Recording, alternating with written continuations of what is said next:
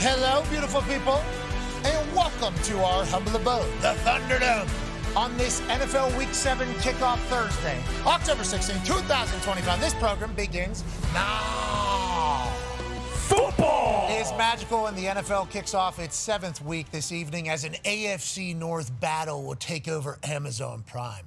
Kirk and I will be on the call as Aaron Rodgers and Joe Flacco, a couple OGs in the league, a couple old guys, made men, if you will, Super Bowl champions, people that have made over hundreds of millions of dollars playing football, will lead two teams that they are very new to. One, very, very, very new to. The other, in his first season as the quarterback and commander of the offense that is doing better than it has done over the last 7 years. Aaron Rodgers looks good. So the negative narrative about the Cincinnati Bengals, I think, is a valid one whenever people talk about them on the field.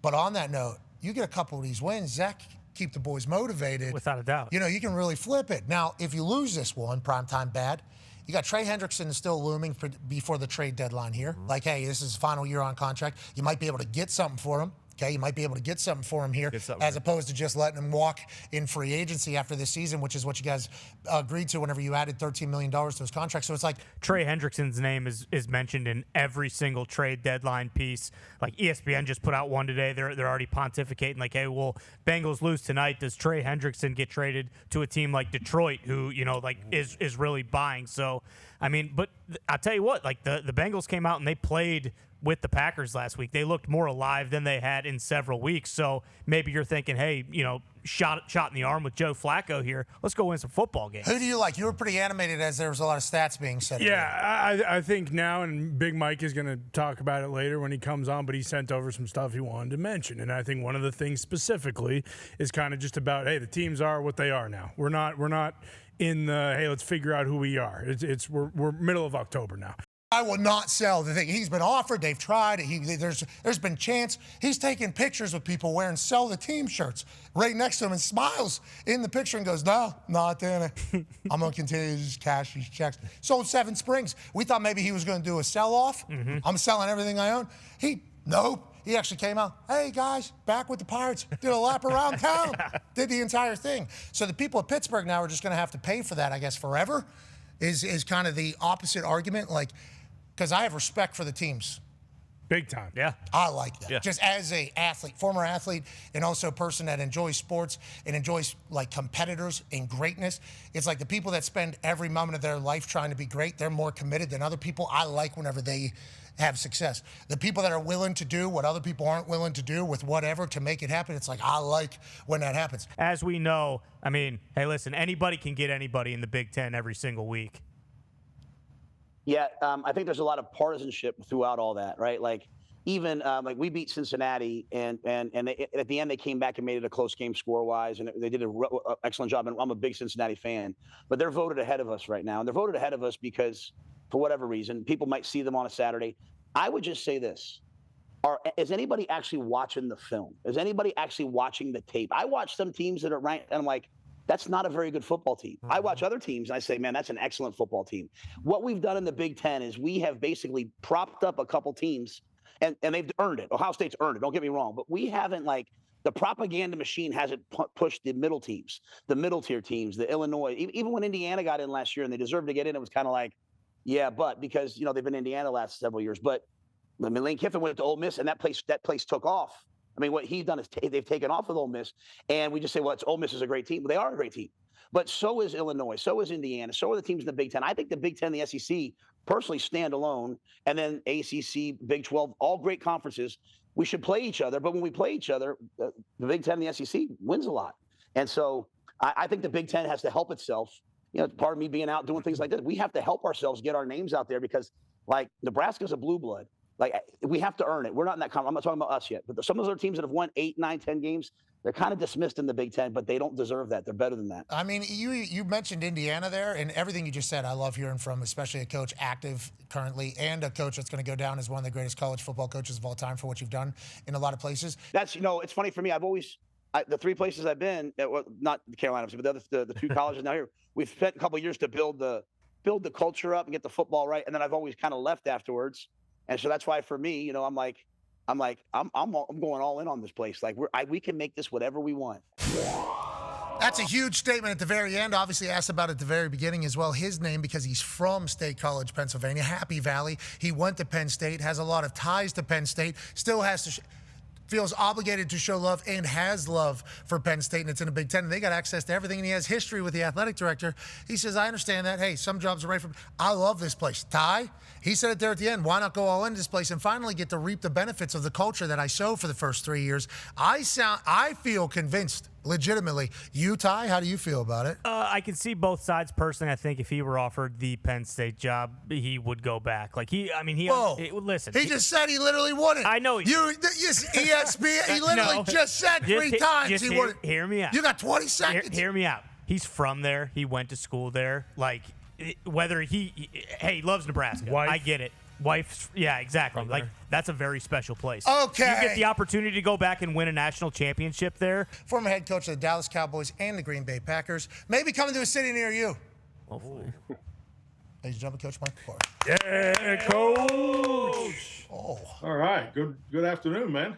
Good to see you, Coach. What's behind you? You got your game face on, Pat, huh? Yeah, it's a big night tonight. I'm trying to get some things it is. right. Yeah, it's a big night tonight. AFC North football on prime time. Obviously we're excited about it. That's cool. Hey, that's what we're talking about. I see 6 offensive linemen in black and gold tonight. So we're obviously excited for that. What do you got behind you there? A couple rings? Just letting people know we got a couple of these? We had a little dilemma in the house this week. AJ, I don't know if you've gone through this yet, but my 13-year-old won the national volleyball championship down there in Skyline, Dallas, and she was kind of bragging about how big her ring was, and made a comment that it was bigger than our Super Bowl ring. So I had to line that thing up. And yeah, Coach, something that actually seems to fast track some of these coaches getting fired is injuries that happen to these teams. We look around the league. Obviously, look, Tampa Bay, they're handling it well. They have a bunch of guys down, still winning. San Fran, just a rash of injuries, it seems like the last few years. How is that something as a coaching staff that you guys talk about leading into the season, like plan on depth? Like, how do you handle that? Because at some point you're going to deal with the old injury bug. You just hope it's not to certain areas of your team. But how is that something that some teams find a way to work through and other teams seem to really struggle? Big believer in trust your tradition, trust your experiences. AJ, 2010 is something I reference all the time as a head coach. 77 players to win a Super Bowl. When you're able to keep, you break down to the 53-man roster at the end of training camp and keeping 68 players in the building, every single one of those guys is so important to the journey because, you think about we had 68 when we started the season, but I think it might have been 65 back then. It took 77 players. So 12 guys came from outside the building to contribute to a Super Bowl victory. So and now you have 17 games. So I think it's even more prominent. You have to develop your younger players. You got to get your younger players ready. Last year in 24 in Dallas, we knew our depth was going to be younger. You would have hoped maybe your injury challenges would have came later in the season. Give your younger players a little better opportunity to be ready. Sometimes it goes that way, sometimes it doesn't. It's so important to find ways to continue to develop the young players in season. Ladies and gentlemen, joining us now is the head coach of the IU football team, the head of the Hoosiers, Curt Cignetti. Yeah, Coach. Coach, 100% our fault. We want to take accountability for yesterday. That's on us. Thank you for taking the time yet again here today with us. You're welcome. Great to be here. Love you. Hey, I know we're looking ahead. Okay, we got another game. We won't go back to yesterday. We got a lot in front of us. There's a lot of opportunities still. I know all those things, Coach. I just want to let you know, man, we had a great Saturday in Oregon, didn't we? That was a good time. Yeah. That was a good time for us. I want to let you know, I appreciated your team. I had a lot of faith in your team. What are the specific things you're looking for in all the players that you currently have in your team? Mm-hmm. Well, I mean, you got to have a blueprint and a plan, first of all, for how you're going to run your program. But this business is all about recruiting, development, and now retention.